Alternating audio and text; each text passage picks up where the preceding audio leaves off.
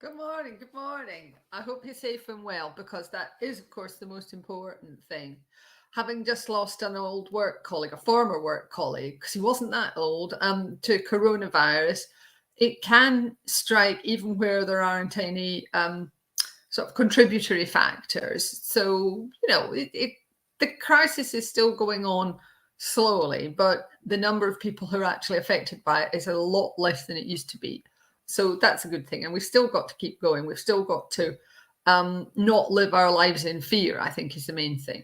Anyway, today I've got something really interesting for you. If you are a regulation nerd and you're interested in divergence between the EU and GB, there's a proposal out now for authorising under EU REACH 5 new substances. Now, one of these is tetraethyllead, which is the anti-knock compound, which has effectively been banned in certainly in the UK, unless you've got a really, really old car and you hardly ever use it, kind of thing.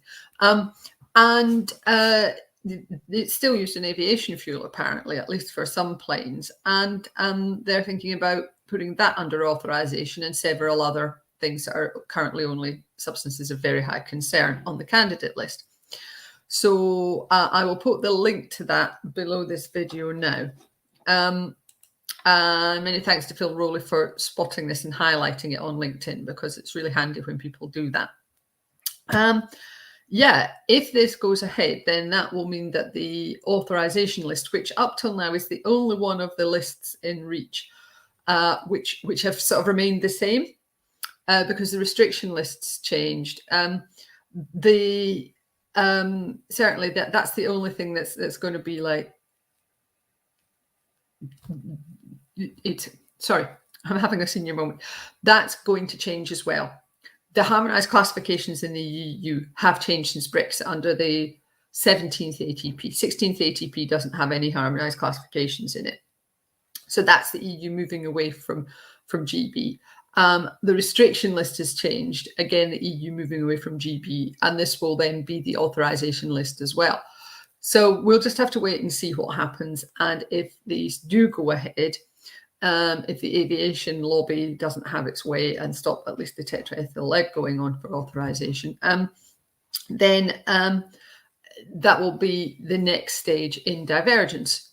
I'm not sure whether that will automatically trigger the UK's, or rather GB's, authorization process itself. I know that most of the processes that we have at the moment, which are, I suppose, kind of temporary in a way, or just being developed rather, they look across. So, if there's a harmonized classification in the EU, then GB will consider it. So I suspect it's going to be the same thing, that GB will consider whether or not to impose these authorizations as well. But it is interesting that all of this is happening, and happening fairly quickly. On the other side, because of all the Green Deal, we know that the rate of change is increasing hugely in the EU at the moment. Unseemly haste is perhaps one way of putting it. So we shouldn't be surprised that lots of things are being pushed through really, really quickly. But it makes it very difficult for industry to deal with and to catch up with. Anyway, after all that, you will be wanting something to cheer you up. And we've got Jethro today. It's the big chicken. I'm just typing this and trying to talk at the same time. And as you know, I can't really do that. No, I have managed to not get the link correct. Let me try again. Bear with me. Here we go. Fingers crossed, everybody. Yes, it worked. Technology, great when it works.